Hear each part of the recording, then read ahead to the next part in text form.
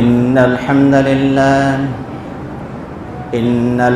لله نحمده ونستعينه ونستغفره ونؤمن به ونتوكل عليه ونعوذ بالله من شرور أنفسنا ومن سيئات أعمالنا من يهده الله فلا مضل له ومن يضلل فلا هادي له وأشهد أن لا إله إلا الله وحده لا شريك له وأشهد أن محمدًا عبده ورسوله أما بعد فأعوذ بالله من الشيطان الرجيم بسم الله الرحمن الرحيم والذين يكنزون الذهب والفضة ولا ينفقونها في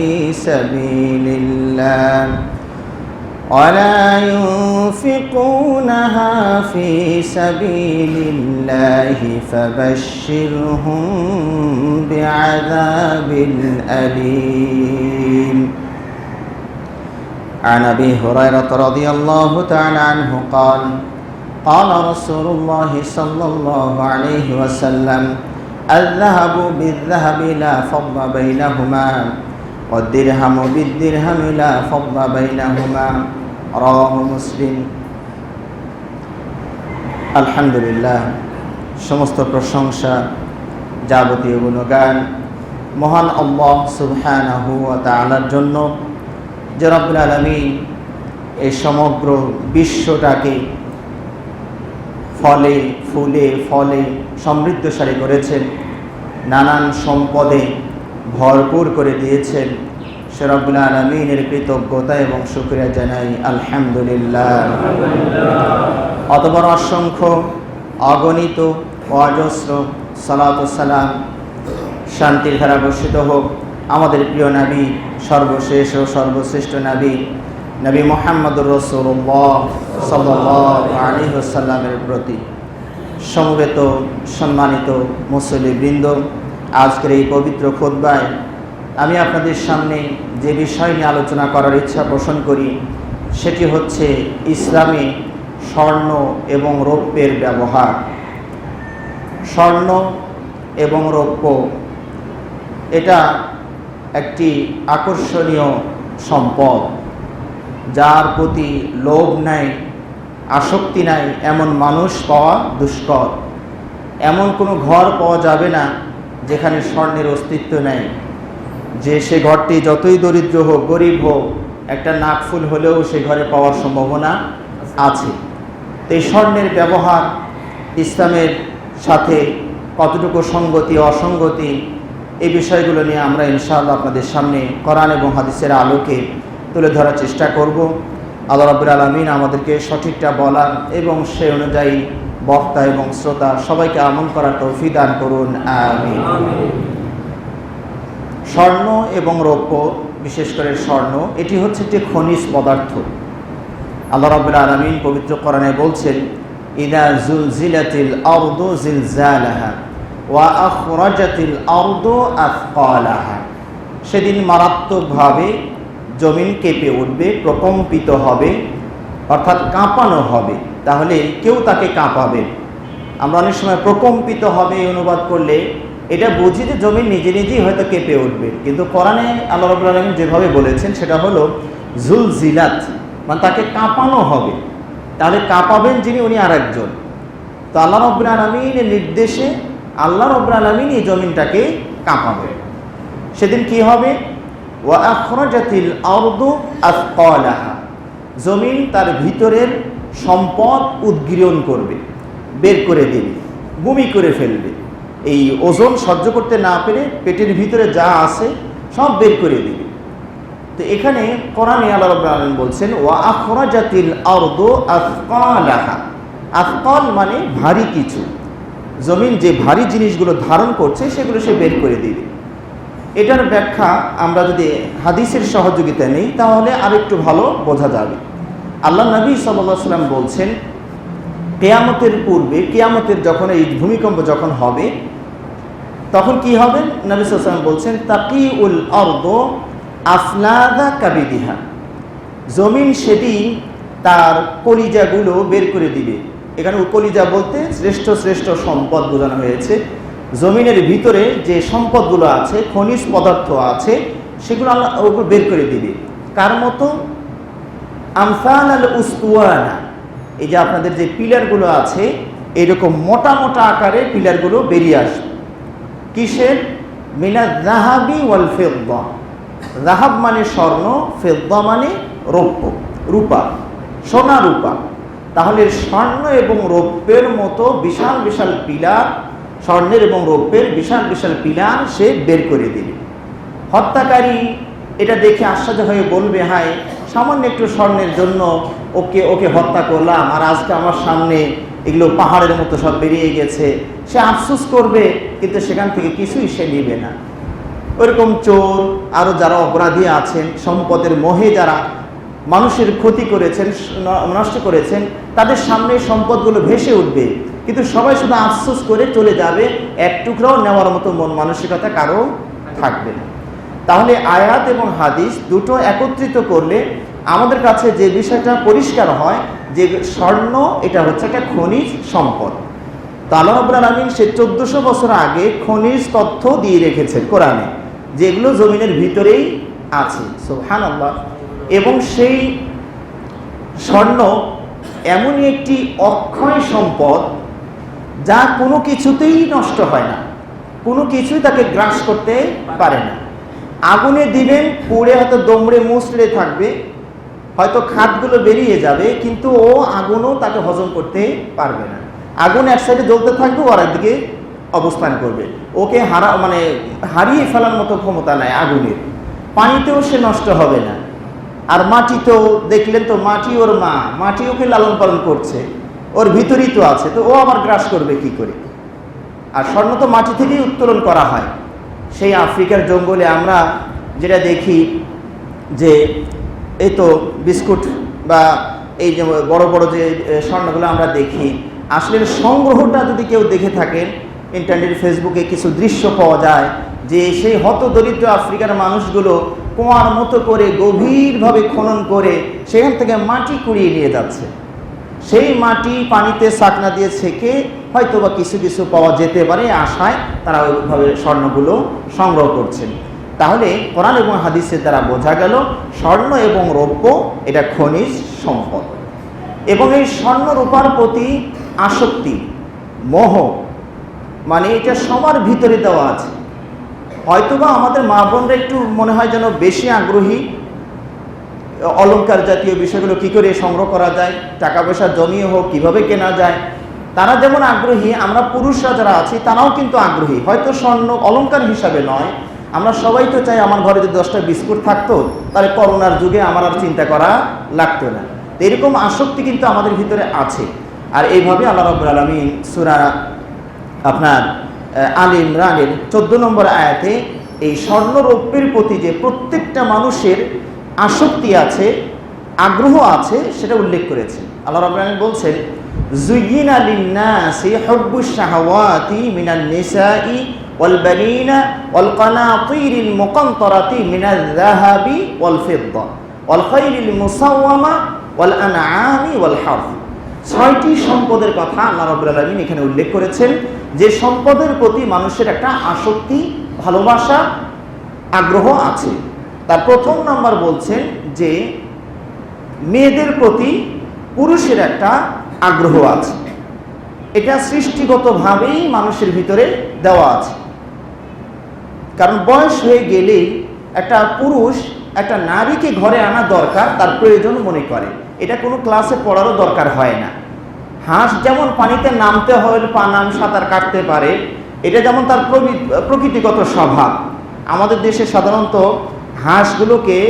হাঁস বাচ্চা ফুটায় না, মুরগি দিয়ে বাচ্চা ফুটানো হয়। জানি না আপনাদের দেশে হয়তো ভিন্ন কিছু থাকে, তো হাঁস নাকি খেয়ে ফেলে বা কিছু একটা করে, নষ্ট করে, এই জন্য মুরগি দিয়ে হাঁসের ডিমগুলো ফুটানো হয়। দেখুন, মা কিন্তু সাঁতার জানে না। হাঁসের বাচ্চাগুলো যে মায়ে ফুটালো মুরগি, পানির পাশে যখন যায়, মুরগি কক কক করতে থাকে, পানি দেখে মুরগি কাঁপছে ভয়ে, আর এই বাচ্চাগুলো লাফ দিয়ে পানিতে পড়ছে। কার কাছ থেকে শিখলো? ওর মা তো পানির খবরই রাখে না, ও তো খবর রাখে না। কিন্তু এ কি করে বুঝলো? কোন বিশ্ববিদ্যালয় থেকে ও শিক্ষা নিল? কোন সাঁতারে শিক্ষা দিল যে তুমি পানিতে নামলে মরবা না, ভাসবা? এই দার্সটা, এই কোর্সটা তাকে কে শেখালো? সুবহানাল্লাহ। এটা আল্লাহর ভিতরে দিয়ে রেখেছে। মুরগির বাচ্চা তো নামে না, একটু পানি সোয়ান হলে কক কক করে উঠে মানে তাড়াতাড়ি শুকনোর দিকে আসে, আরও পানি দেখে লাফ মেরে সাঁতার কাটা শুরু করে। তাহলে এটা হচ্ছে প্রবৃত্তি, আল্লাহ দিয়ে রেখেছেন এই মাল মশলাগুলো। হ্যাঁ, তো ঠিক আল্লাহ এই স্বর্ণ, রৌপ্য এবং নারীদের প্রতি যে একটা ভালোবাসা, এটা পুরুষের ভিতরে দেওয়া আছে। এর মানে আল্লাহ রাব্বুল আলামিন এখানে বলছেন যে মানুষের ভিতরে এই নারীর প্রতি একটা আগ্রহ দিয়ে দেওয়া আছে। এর মানে এটা নয় যে শুধু পুরুষেরই আগ্রহ নারীর প্রতি আছে, নারীদেরও আগ্রহ পুরুষের প্রতি আছে। কারণ এখানে নাস বলা হয়েছে, নাস বলে নারী পুরুষ সবাইকেই বোঝানো হয়েছে। কিন্তু আল্লাহ রাব্বুল আলামিন জানেন যে নারীরা সাধারণত লাজুক হয়ে থাকে, তাদের বিষয়গুলো আল্লাহ একটু অস্পষ্ট রাখার চেষ্টা করেন। এবং নারীরাও দেখবেন যে তাদের যে পুরুষের প্রতি একটা আগ্রহ আছে, বেশিরভাগ নারী এটা অস্পষ্ট রাখার চেষ্টা করে, বরং বোঝানোর চেষ্টা করে যে স্বামীর আগ্রহে সে সংসার করতে এসেছে, তার কোনো আগ্রহ ছিল না। বিষয়টা কিন্তু এমন নয়, মনের ভিতরে তারও একটা আগ্রহ আছে যে বাবার হোটেলে কতদিন থাকবো, একটু স্বামীর ঘরে গেলে স্বাধীনভাবে কিছু একটা করতে পারতাম, এরকম মনের ভিতরে একটা আগ্রহ আছে। কিন্তু তারা যেহেতু লাজুক, আল্লাহ ওই লজ্জার সাপোর্টটা করে ওখানে নারীর কথাটা উল্লেখ করছেন না, যে নারীরাও পুরুষের প্রতি একটা আসক্তি আছে। তো এখানে আল্লাহ নবী সাল্লাল্লাহু আলাইহি ওয়াসাল্লাম হাদিস থেকেও বোঝা যায় যে নবী সাল্লাল্লাহু আলাইহি ওয়াসাল্লাম বলছেন যে তোমাদের দুনিয়ার মধ্য হতে 3টি সম্পদকে আমার কাছে প্রিয় করা হয়েছে, আমার কাছে প্রিয়। তার প্রথম নাম্বার বলছেন হুব্বিবা ইলাইয়া মিন দুনিয়াকুম সালাত, তোমাদের দুনিয়ার 3টা সম্পদ আমার কাছে প্রিয় করা হয়েছে। তার প্রথম নাম্বার হলো আতিব, সুগন্ধি, আতর। এই তো জুমার দিন সবার উচিত কিছু আতর ব্যবহার করা এবং সারাক্ষণ কিছু না কিছু আতর ব্যবহার করা। যদিও আমরা অন্য ঘ্রাণে অভ্যস্ত হয়ে গিয়েছি, তামাক, জর্দা, বিড়ি, সিগারেট, এগুলোর গন্ধ আমরা সবসময় নিয়ে বেড়াই, কিন্তু যেটা নবী সাল্লাল্লাহু আলাইহি ওয়াসাল্লামের কাছে সবচেয়ে প্রিয় ছিল সেটা আমরা ধারে কাছেও যাই না। তো আমাদের উচিত নবী সাল্লাল্লাহু আলাইহি ওয়াসাল্লামের কাছে যেটা প্রিয়, আমাদের কাছে সেটা প্রিয় হওয়া উচিত। 2 নাম্বার বলছেন ওয়ান নিসা, নবী সাল্লাল্লাহু আলাইহি ওয়াসাল্লাম মেয়েদেরকেও তথা বিবিদেরকে অনেক ভালোবাসতেন, এটা নবী সাল্লাল্লাহু আলাইহি ওয়াসাল্লামের ভিতরে কাছে প্রিয় করে তোলা হয়েছে। 3 নম্বর বলা হয়েছে ওয়াজুইলাত কুররাতু আইনি ফিস সালাত, আর আমার চক্ষু শীতল হয় সালাতের ভিতরে। সুবহানাল্লাহ। অর্থাৎ সালাত না পড়লেই মনের ভিতরে একটা অস্থিরতা আসে। যদি আপনার ক্ষুধা লাগে, যদি আপনার পিপাসা লাগে, যতক্ষণ না কিছু খাবেন, যতক্ষণ না কিছু পান করবেন, ততক্ষণ আপনি একটা অস্থিরতার ভিতরে থাকেন। খাওয়ার পরই, পান করার পরে আলহামদুলিল্লাহ, হ্যাঁ ক্ষুধাটা এখন মিটলো, তৃষ্ণাটা দূর হয়ে গেল। তেমনি যারা প্রকৃত আমরা নামাজি, প্রকৃত মুসল্লি যারা, তাদের ভিতরে সালাত না পড়ার একটা ক্ষুধা আছে। সময় হয়ে গেলেই একটা টান পড়বে, ক্ষুধা লাগছে, কেমন যেন একটা অস্থিরতা, কি যেন একটা শর্ট আছে, তো তার মনটাই সালাতের দিকে টানবে। সালাতের মাধ্যমে তার হৃদয়ের প্রশান্তি লাভ করবে। যাক, একটা আলহামদুলিল্লাহ দায়িত্বটা পালন হয়েছে, এবার কি করতে হবে, চলো যাই সেটা করি। সুবহানাল্লাহ। আল্লাহ নবী সাল্লাল্লাহু আলাইহি ওয়াসাল্লাম বেলালকেও বলতেন, আরে হ্যাঁ ইয়া বেলাল বিস সালাত, ও বেলাল তাড়াতাড়ি আযানের সময় হয়ে গেলে, সালাতের সময় হলে আযান দাও, সালাতের মাধ্যমে আমাদের একটু শান্তি দাও। সুবহানাল্লাহ। তো নবী সাল্লাল্লাহু আলাইহি ওয়াসাল্লাম শান্তি পেতেন সালাতের ভিতরে। আমরা হয়তো ইন্টারনেট, ফেসবুক, এগুলো সেগুলো, বাজার ঘাট, ওগুলোতে না গেলেই শান্তি পাই না, কিন্তু নবী সাল্লাল্লাহু আলাইহি ওয়াসাল্লাম শান্তি পেতেন সালাত আদায় করলে। তো এই হচ্ছেন প্রথম আয়াতের শব্দের ব্যাখ্যা। যুয়িনা লিন-নাসি হুব্বুশ শাহাওয়াতি মিনান নিসা ওয়াল বানিন, পুত্র সন্তানের কথা আল্লাহ এখানে উল্লেখ করেছেন, যে পুত্র সন্তানের প্রতিও প্রত্যেকটা মানুষের একটা মোহ, একটা আগ্রহ দিয়ে দেওয়া আছে। দেখবেন বিয়ে করার পরই সর্বপ্রথম যে দম্পতি এনারা টার্গেট নেন যে প্রথমটা যেন ছেলেই হয়, পরেরগুলো যা হয় হোক অসুবিধা নাই, কিন্তু প্রথমটা যেন ছেলে হয়। এই যে একটা আসক্তি, কারণ ছেলের মাধ্যমে আপনার বংশটা রানিং থাকে। মেয়ে হয়ে গেলে ওটা তো বংশ হবে আর একজনের, জামাইয়ের যে বংশ ওই বংশ হবে। কিন্তু আপনার যদি ছেলে হয় তাহলে আপনার বংশ চলতে থাকবে, সুবহানাল্লাহ। তো এই জন্য ছেলের প্রতি একটা আগ্রহ আছে, যদিও আল্লাহ রাব্বুল আলামিন এখানে ছেলে বলেছেন, কিন্তু এখানে উদ্দেশ্য শুধু ছেলে নয়, সন্তানই উদ্দেশ্য। তো ছেলেদের প্রতি একটু বেশি আগ্রহ থাকে, এই জন্য আল্লাহ এখানে এটাই বলেছেন। হয়তোবা কেউ কেউ বলবেন যে না, আমরা তো আগে মেয়েই চেয়েছিলাম। তারও একটা কারণ থাকতে পারে, সেটা হলো যে আপনার বংশে কোনো সব আপনার ভাই বোনদের ভিতরে সবই ভাইই ছিল, বোন ছিল না। তখন এই পরিবারটা মনে করবে যে আমার প্রথমটা যেন মেয়েই হয়, কারণ মেয়ের যে একটা মজা, বোনের যে একটা মজা, এটা ওই পরিবারটা হয়তো পায়নি, তারা হয়তো মেয়েই প্রথমে চাবেন। তা যাই হোক, আমরা বলছি যে সন্তানের প্রতি একটা ভালোবাসা, আগ্রহ প্রত্যেকটা মানুষের হৃদয়ের ভিতরে আল্লাহ দিয়েই সৃষ্টি করেছে। 3 নম্বর যেটা বলছেন, আল কানাতিরিল মুকান্তরাতি মিনাল যাহাবি ওয়াল ফিদ্দা, এবং স্তূপ আকারে অঢেল পরিমাণে স্বর্ণ এবং রৌপ্যের মহাব্বত, ভালোবাসা মানুষের ভিতরে দিয়ে দেওয়া হয়েছে। 4 নম্বর আল্লাহ রাব্বুল আলামিন বলছেন ওয়াল খাইলিল মুসাওয়ামা, চিহ্নিত ঘোড়া। আজ দেখুন তথ্য প্রযুক্তির যুগে যোগাযোগ ব্যবস্থা, যানবাহনের দিক থেকে মানুষ কত উন্নত হয়ে গিয়েছে। মানুষ তো এখন আর নিচেই যেতে চায় না, খালি উড়াল মারে। যে মানুষ উড়াল মারাও যুগ পেয়ে গেল, বিমানে ওঠে, প্লেনে ওঠে, হেলিকপ্টারে ওঠে, এরপরে নিচে তো দ্রুতগামী জানা আছে, 2 চাকার, 4 চাকার, 3 চাকার, কত রকমের যানবাহন আছে। তারপরেও ঘোড়ার প্রতি একটা আগ্রহ এখনো মানুষের আছে, যার কারণে দেখবেন মাঝে মাঝে পুরাতন ঢাকায় গিয়ে ওই ঘোড়ার টমটমে ওঠে, প্রয়োজন নাই একটু ঘোড়ায় উঠবে, ওই মজায় ঘোড়ায় ওঠে, টমটম গাড়িতে উঠে একটু ঘোড়া চড়ার মজাটা নিয়ে আসে। যে প্লেনে চড়েছে সেও ঘোড়া চড়ার মজা নেওয়ার চেষ্টা করে। এবং আজও প্রায় সব সেনাবাহিনী, সব দেশের সেনাবাহিনীতে ঘোড়া আছে, সব দেশের সেনাবাহিনীতে ঘোড়া আছে। কেন? এটা একটা শ্রেষ্ঠ সম্পদ, এটার প্রতি আগ্রহ মানুষের সর্বকালই থাকবে ইনশাআল্লাহ, যেটা আল্লাহ কোরআনে বলেছেন, ভিতরে দিয়ে দেওয়া আছে। 5 নম্বরে আল্লাহ রাব্বুল আলামিন বলছেন ওয়াল আনআম, পশু, চতুষ্পদ জন্তু। তবে এই আনআমের যে শাব্দিক অনুবাদ আমরা করি বা বলি চতুষ্পদ জন্তু, এটা আসলে যথার্থ অনুবাদ নয়। কারণ চতুষ্পদ বলতে আপনারা বলেন 4 পা বিশিষ্ট প্রাণী, তো এটা কুকুরও হয়, শুকুরও হয়, হরিণও হয়, বাঘও হয়, সিংহও হয়, এরকম তো অনেক কিছু হয়, গরু, ছাগল, ভেড়া সবই হয়। তো চতুষ্পদটা আনআমের সঠিক অনুবাদ নয়, এই জন্য এখানে একটা ব্যাখ্যার দরকার আছে। আনআম বলতে সাধারণত 3 বা 4 শ্রেণীর পশুকে বোঝানো হয়। উট, নরনারী; গরু, নরনারী; ভেড়া, নরনারী, যেটাকে মেষ বা অন্য কিছু বলে; আর ছাগল, নরনারী। এই মোট 4 শ্রেণীর 8টা প্রকার, নারী পুরুষ মিলে, এইটাকেই শুধু আনআম বলা হয়।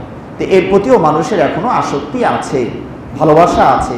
এখন অনেক ভাই যারা দিন নিয়ে চলার চেষ্টা করেন, যেখানে যান শুধু নানান ধরনের ব্যবসার ভিতরে জটিলতা, তারা দেখেছি, আমি অনেক ভাইকে চিনি যারা এখন পশুপালনের দিকে মন দিচ্ছেন।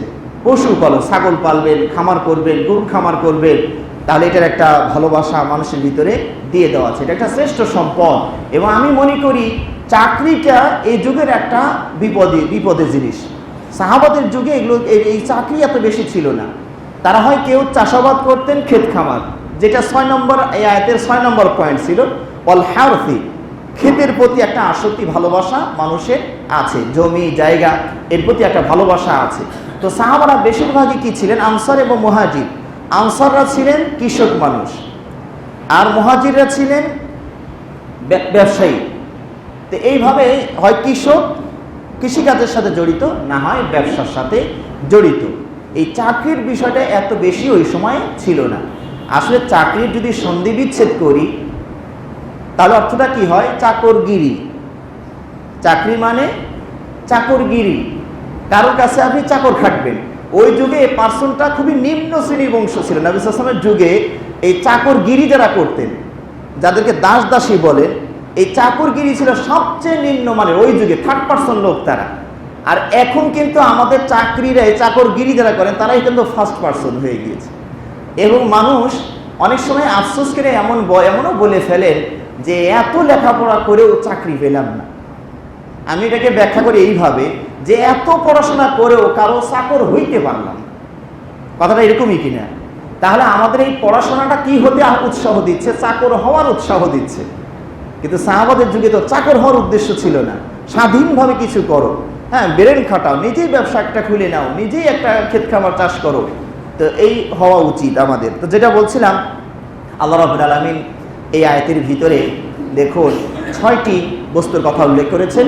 তার ভিতরে স্বর্ণের কথাও স্বর্ণ এবং রূপার কথা আল্লাহ উল্লেখ করেছেন।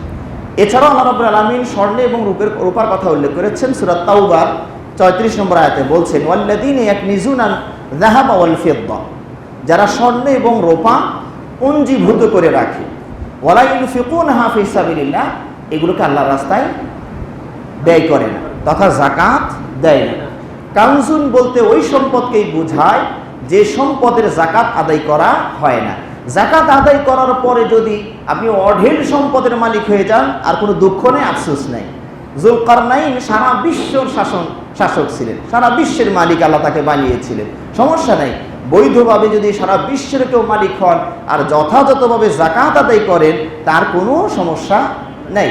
আল্লাহ রাব্বুল আলামিন এখানে বলছেন, যারা স্বর্ণ এবং রৌপ্য পুঞ্জীভূত করে রাখে, যাকাত আদায় করে না, ফাবাশশিরহুম বিআযাবিন আলীম, তাদেরকে কঠিন আযাবের সুসংবাদ দিয়ে দিন। আসলে এটা দুঃসংবাদ, কিন্তু শব্দটা অনেক সময় আমরা কিন্তু যারা স্মার্ট দিবেন তারা কি যাও মজা দেখাবো নি, আসলে মজা দেখাবেন না গজা দেখাবেন? আসলে তো গজা দেখাবেন, কিন্তু শব্দটা আমরা উল্টে করে বলি। মানে অল্প বিদ্যার মানুষ যদি বেশি লাফালাফি করে, তখন আমরা তাকে পণ্ডিত। আরে পণ্ডিত শব্দটা তো ভালো, কিন্তু আপনি কি এখানে ভালো অর্থে ব্যবহার করেছেন? উল্টা অর্থে ব্যবহার করেছেন, মানে নাদান, মূর্খ, গাধা, ওরই পণ্ডিত বলে পণ্ডিত শব্দ দিয়ে বুঝিয়েছেন। আল্লাহ রাব্বুল আলামিন বলছেন, ফাবাশশিরহুম বিআযাবিন আলীম, তাদেরকে মানে আযাবের শুভ সংবাদ দিন। আসলে কি এটা শুভ সংবাদ? এটা দুঃসংবাদ, কিন্তু শাস্তিটাকে আরো ভয়ঙ্কর করে তুলে ধরার জন্য আল্লাহ রাব্বুল আলামিন এইভাবেই ব্যক্ত করেছেন। স্বর্ণের ব্যাপারে আল্লাহ রাব্বুল আলামিন আরো যে কথাটা বলেছেন সেটা হলো, কোরআন আল্লাহ রাব্বুল আলামিন বলছেন, ইন্নাল্লাযীনা কাফারু, নিশ্চয় যারা কাফের, কুফরি করলো, আল্লাহকে অস্বীকার করলো, ওয়ামাতু ওয়াহুম কুফফার, এবং এই কুফরি অবস্থায় তারা মারা গেল। এরপর আল্লাহ রাব্বুল আলামিন বলছেন, তারা যদি পৃথিবীর স্বর্ণ এবং রূপা, স্বর্ণ পৃথিবীর যত স্বর্ণ আছে, এই স্বর্ণ যদি ফিদিয়া দেওয়ার চেষ্টা করে, ফালাই ইউকবালা মিন আহাদিহিম মিলউল আরদি যাহাবান ওয়ালাউ ইফতাদা বিহি, যদি তারা জাহান্নামের আযাব থেকে, পরকালের আযাব থেকে বাঁচার জন্য স্বর্ণ, জমিন ভর্তি স্বর্ণ দিয়া আযাব থেকে মুক্তির চেষ্টা করে, আল্লাহ বলছে সেই ঘুষ গ্রহণ করা হবে না। এখানে দেখুন আল্লাহ রাব্বুল আলামিন দুটো আয়াত ব্যবহার করেছেন। একটা আয়াতে বলছেন যে সমগ্র বিশ্ব, সমগ্র পৃথিবী, বিশ্ব বলতে পৃথিবী, সমগ্র পৃথিবী এবং এই পরিমাণ সম্পদও যদি কেউ ঘুষ হিসাবে আল্লাহকে দিয়া যাহা আযাব থেকে বাঁচতে চায়, আল্লাহ বলছেন তারটা কবুল করা হবে না। এটা হলো একটা আয়াত। এখানে সারা বিশ্বে, সারা জমিনের সবটুকু, এখানে সব রকম সম্পদের কথাই বলা হলো। আর আমি যে আয়াতটি বললাম সেখানে আল্লাহ রাব্বুল আলামিন বিশেষ করে কোন পদার্থের নাম বলছেন? স্বর্ণ। তাহলে স্বর্ণের একটা ভ্যালু আল্লাহর কাছে আছে বলেই তো আল্লাহ রাব্বুল আলামিন সমগ্র জমিন বলার পরেও আবার বিশেষ করে স্বর্ণের কথা উল্লেখ করছেন, যে বিশেষ করে তারা যদি জমিন ভর্তি স্বর্ণ দিয়ে আযাব থেকে বাঁচতে চায়, ঘুষ দেওয়ার চেষ্টা করে, সেটা তাদের কাছ থেকে গ্রহণ করা হবে। এই হচ্ছে মোট 3টি আয়াত।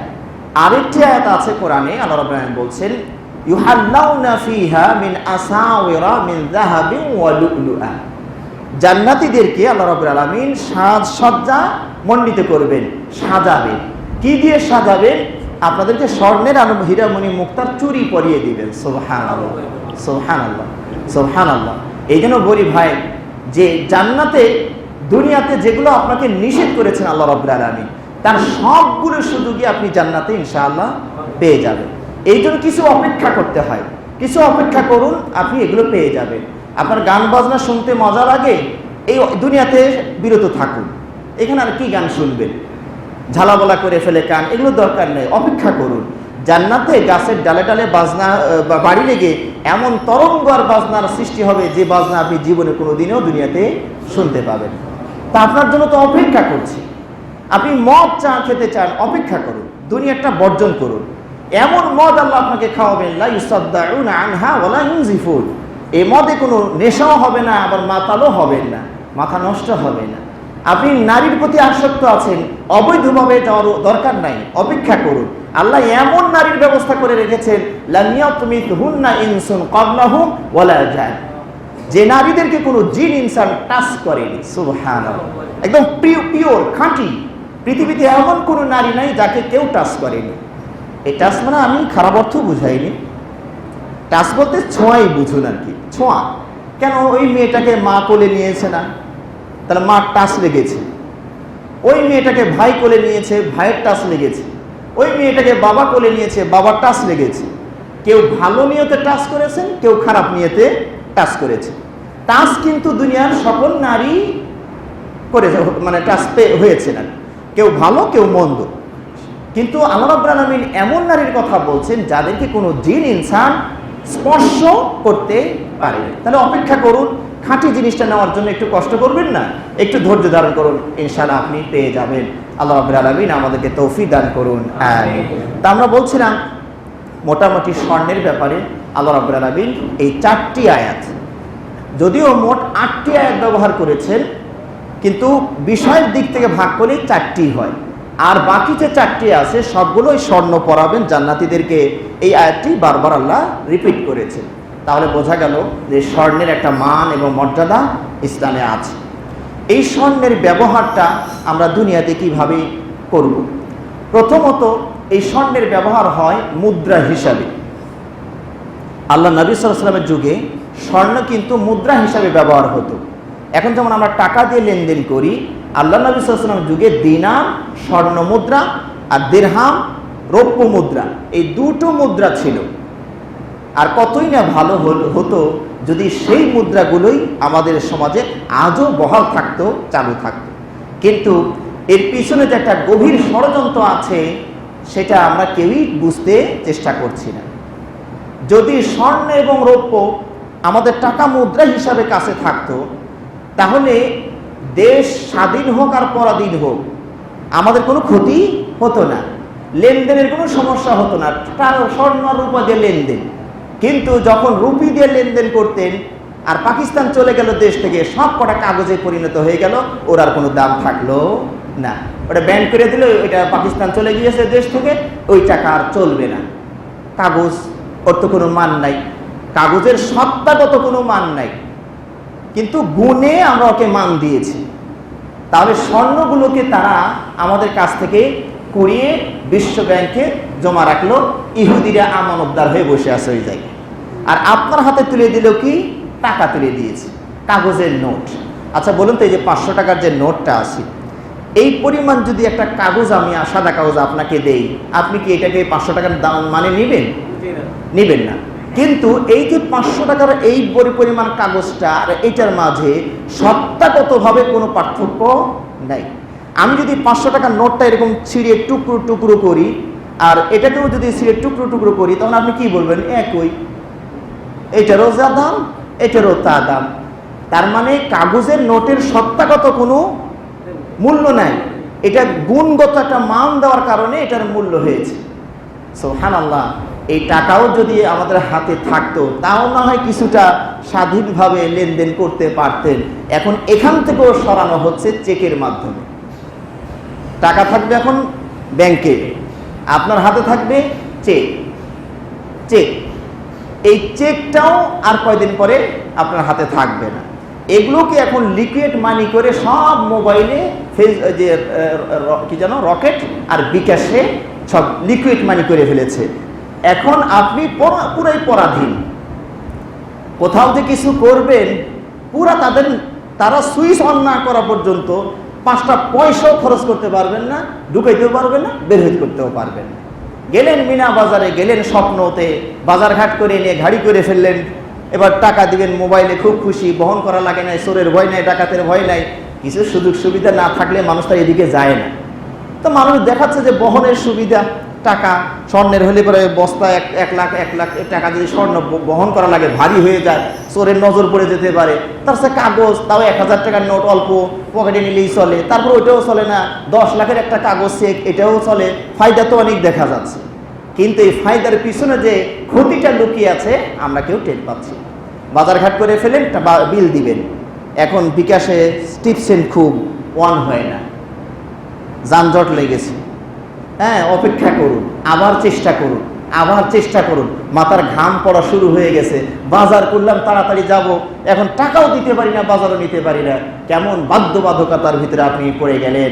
যদি সুইচটা বন্ধ করে দেয়, আপনি একদম রিক্ত হস্ত, আপনার কাছে কিছুই আর থাকলো না। এইভাবে ষড়যন্ত্র করে আমাদেরকে সরানো হচ্ছে, কিন্তু কে বুঝবে? আপনি বুঝে তো হবে না।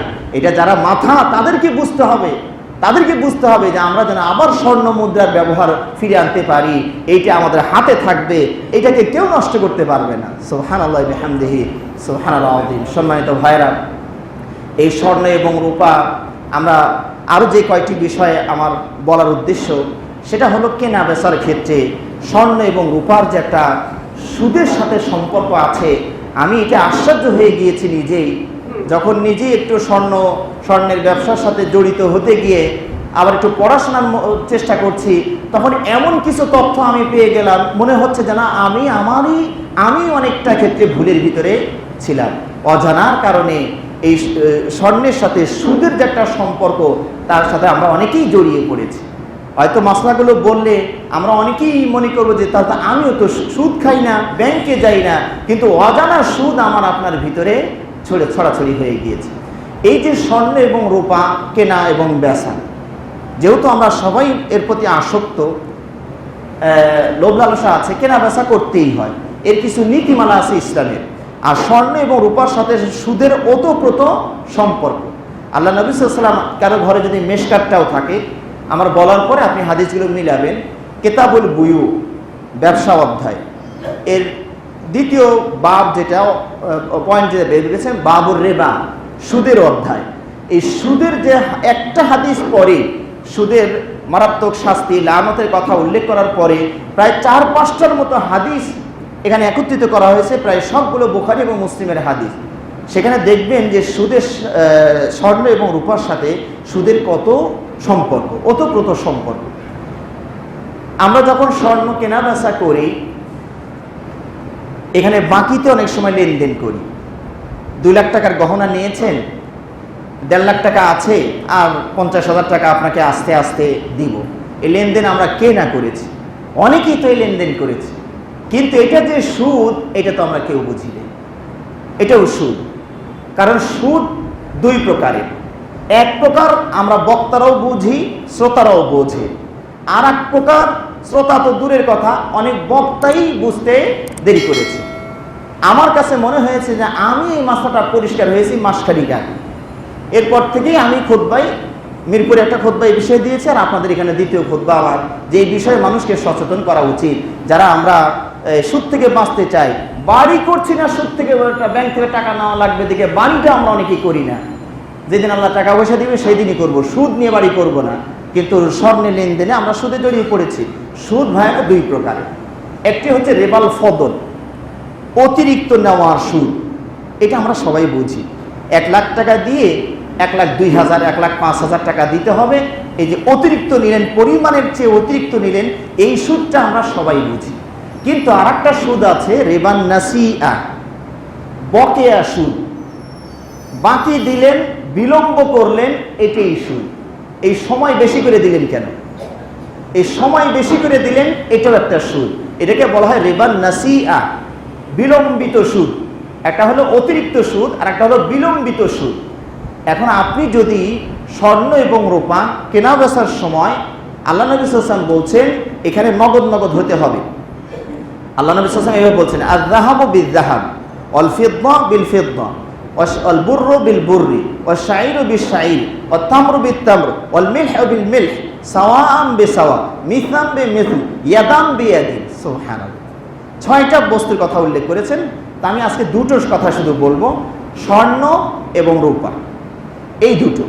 আর বাকিগুলো না বললে হবে না। গম, জব, খেজুর, আর লবণ, খাদ্যর 4টে কথা বলেছেন, আর স্বর্ণরূপা মুদ্রা 2টা কথা বলেছেন। আল্লাহ নবী সাল্লাল্লাহু আলাইহি ওয়াসাল্লাম বলছেন, স্বর্ণের বিনিময়ে স্বর্ণ, রূপার বিনিময়ে রূপা, বিনিময়ের সময় কেমন হতে হবে? সাওয়া আম বেসাওয়া, সমান সমান হতে হবে। ইয়াদাম বিয়াদিন, এবং নগদ নগদ হতে হবে, বাকি বিক্রি করা যাবে না। আল্লাহ নবী সাল্লাল্লাহু আলাইহি ওয়াসাল্লাম আর হাদিসে সুস্পষ্ট উল্লেখই করেছেন যে ওয়ালা তাবিউ মিনহা গাইবান বিনাজিজিন, নগদের বিনিময়ে বাকি, বাকির বিনিময়ে নগদ বিক্রি করো না। তাহলে এখন কিভাবে লেনদেন করতে হবে? স্বর্ণ এবং রূপা যদি একই জাতীয় জিনিস লেনদেন করেন তাহলে 2টা শর্ত, অর্থাৎ স্বর্ণ দিয়ে স্বর্ণ লেনদেন করছেন, পুরাতন স্বর্ণ দিয়ে নতুনটা নিচ্ছেন, তাহলে এখানে 2টো শর্ত।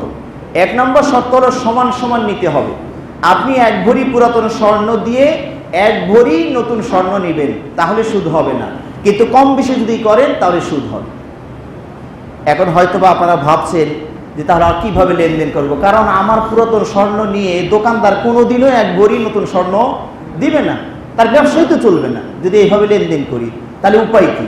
হ্যাঁ, উপায় আছে, উপায় আছে। সেটা হলো, আপনি যখন লেনদেন করবেন, স্বর্ণের বিনিময়ে স্বর্ণ লেনদেন করলে সমান সমানই নিতে হবে, না হলে সুদ হয়ে যাবে। বিকল্প রাস্তা কি? রাস্তা হলো আপনি পুরাতন স্বর্ণটা দোকানদারের কাছে বিক্রি করে দিন, দিয়ে ওনার কাছ থেকে টাকাটা হাতে নিন।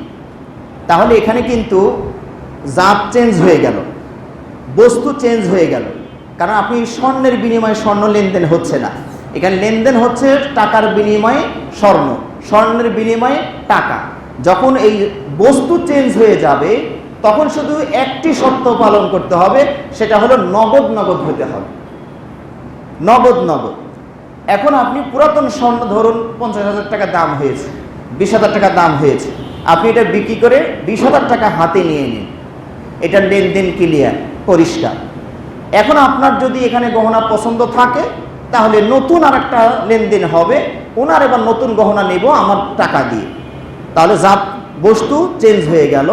এখানে কম বেশি হলে আর সমস্যা নাই, কিন্তু নগদ নগদ হতে হবে। এই জন্য আল্লাহ নবী সাল্লাল্লাহু আলাইহি ওয়াসাল্লাম বলছেন, আয-যাহাবু বিয-যাহাবি ওয়ালা তুশিফু বা'দাহা আলা বা'দ, একটার সাথে লেনদেনের সময় অতিরিক্ত বা কম বেশি করো না। এবং আল্লাহ নবী সাল্লাল্লাহু আলাইহি ওয়াসাল্লাম বলছেন, ফামান যাদা আও ইস্তাযাদা ফাকাদ আরবা, যে কম চাইলো বা কম দিল, এরা অবশ্যই সুদে জড়িয়ে পড়ল। আল আখিযু ওয়াল মু'তি ফীহি সাওয়া, এ যে দিল আর নিল দুইজনই সমান অপরাধী। আল্লাহু আকবার। আর সুদের ভয়াবহ শাস্তির কথা আপনারা জানেন, সর্বনিম্ন যে পাপ সুদের, সেটা আপন মায়ের সাথে অনৈতিক সম্পর্ক রাখা, নাউযুবিল্লাহি মিন যালিক, যে পাপটা সমাজে সয়লাব হয়ে গিয়েছে। আল্লাহ আমাদেরকে হেফাজত করুন, আমিন। তাহলে আমরা যে জিনিসটা আপনাদেরকে বোঝাতে চাইলাম, স্বর্ণের বিনিময়ে স্বর্ণ যদি লেনদেন করেন তাহলে সমান সমান হতে হবে, কম বেশি করা গেলে করা যাবে না, এটা সুদ হবে। বাকিও বিক্রি করা যাবে না, তাহলেও এটা সুদ হয়ে যাবে। এখন যদি বস্তু চেঞ্জ হয়ে যায় তাহলে নগদ নগদ হতে হবে। এমন নয় যে আপনি 2 লাখ টাকার গহনা নিলেন, 1.5 লাখ টাকা পরিশোধ করলেন আর 50,000 টাকা আস্তে আস্তে দিবেন, এটা চলবে না। পুরা টাকা দিয়ে পুরো গহনা নিয়ে যেতে হবে।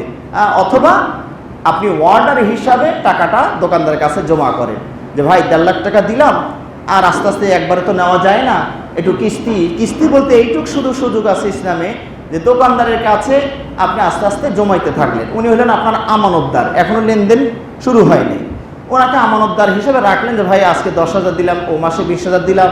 জমা হয়ে যখন দেখলেন যে একটা অ্যামাউন্ট হয়ে গিয়েছে, এবার আপনি একটা স্বর্ণ লেনদেন করেন, যে এই গহনাটা দেন, কত আসবে, দাম যা আসলো, যদি পরিশোধ হয়ে গিয়ে থাকে, এইবার নতুন করে নিয়ত করেন যে আজকে আমরা এই লেনদেনটা পরিশোধ করছি। কারণ অনেক সময় আপনি একটা গহনার অর্ডার দিলেন, এমন একটা আপনার চয়েস অনুযায়ী একটা অর্ডার দিলেন, যদি আপনি দোকানদারকে কিছু অগ্রিম না দেন, উনি তো এটা বানাবে না, আর বানিয়ে যদি রেখে দেন অগ্রিম না নেওয়া ছাড়া, তাহলে তো উনি এই গহনার বিক্রি করতে পারবে না। আপনি যদি না আসেন আর, তাহলে তো উনি এই গহনা বিক্রি করতে পারবে না, তোমার সব লস হয়ে যাবে। এই জন্য ওই অর্ডার বাবদ যদি কেউ নিয়ে থাকেন, ওটাকে লেনদেন মনে করা যাবে না। এটা প্রাথমিক পর্যায়ে আদান প্রদান হয়েছে আমানত হিসাবে, আমি একটা দায়িত্ব দিয়েছি, এই হিসাবে সিকিউরিটি বা নিরাপত্তা। আর মূল লেনদেনটা হবে যেদিন আপনারা গহনাটা লেনদেন করবেন, বুঝে নেবেন, সেদিন পুরো টাকা দিয়ে পুরো গহনা বুঝে নিতে হবে, বাকি কোনো লেনদেন করা যাবে না। আল্লাহ রাব্বুল আলামিন আমাদেরকে এই জাতীয় সুদ এবং ভুল থেকে রক্ষা করুন, আমিন। অজানায় অনেক ভুল করে ফেলেছি আল্লাহ, সেই ভুলগুলো আল্লাহ আমাদেরকে মেহেরবানি করে মাফ করে দিন, আমিন। সুদের সাথে আরেকটি বিষয় থাকে, সেটা হলো বন্ধক রাখা, স্বর্ণ বন্ধক রাখা। অনেকে দেখবেন স্বর্ণ বন্ধক রেখে 1 লাখ টাকা স্বর্ণ বন্ধক রেখে 5,000 টাকা করে সুদ বসিয়ে দেয়, কেউ 2,000, কেউ 3,000 সুদ বসিয়ে দেন। ধরুন আপনি 2 লাখ টাকা স্বর্ণ বন্ধক রাখলেন দোকানদারের কাছে, উনি আপনাকে 1 লাখ টাকা দিবে, আর 1 লাখ টাকা তো বেশি আপনার কাছে রয়েই গেল।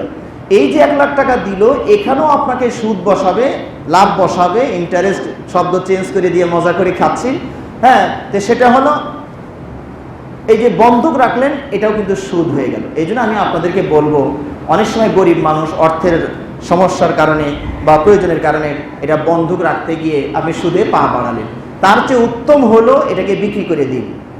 আবার যখন আল্লাহ টাকা পয়সা দিবে তখন আমরা নতুন করে বানাবো। অনেকেই ডিজাইনের মায়া মহব্বতে এটা ছাড়তে চায় না, হয় এটা আমার শাশুড়ি দিয়ে গিয়েছেন, এটা আমার অনেক আগের সম্পদ, পছন্দের, এটা আমি ছাড়তে চাই না। হ্যাঁ, আপনি এটাকে মোবাইলে একটা ছবি উঠিয়ে রাখুন, হুবহু ওই ডিজাইনে আবার বানিয়ে দেওয়া সম্ভব। কারণ তথ্য প্রযুক্তি এখন এতই উন্নত, আপনি মোবাইলে একটা ছবি উঠিয়ে রাখলে আপনার এই যে তাঁতিবাজার এই জায়গায় দেখবেন সব ডিজাইন সংরক্ষণ করা আছে, এটা দেখানো মাত্র ওরা হুবহু এই কপি আপনাকে করে দিতে পারবে। কেন আমরা সুদের ভিতরে যাচ্ছি? এবং দেখবেন যারা বন্ধক রেখেছেন, ধরুন 1 লাখ টাকা নিলেন, 5,000 টাকা মাসে দিতে হবে, আপনার 6 মাসও টাকাটা সংগ্রহ হইল না, এখন আপনার সুদ হয়েছে কত? 5 30,000। আরও 1 বছর চলে গেল, দিতে পারলেন না, তো 60,000 সুদ হয়ে গিয়েছে। আপনি দেখছেন যে ওর টাকাও আমার দেওয়ার দরকার নাই, ও গহনার আনার দরকার নাই, পুরো তারা গায়েব করে ফেলবে, হজম করে ফেললো ওই দোকানদারেরা। এই জন্য আমরা মনে করি যদি কারো প্রয়োজন হয়েই থাকে এটা সম্পদ, বিক্রি করে দিন, আবার নতুন করে আবার সুযোগ সুবিধা মতো বানিয়ে নেবেন। তবু যেন আমরা সুদের ভিতরে জড়িয়ে না পড়ি। আল্লাহ রাব্বুল আলামিন আমাদেরকে সবার বাঁচার তৌফিক দান করুন, আমিন।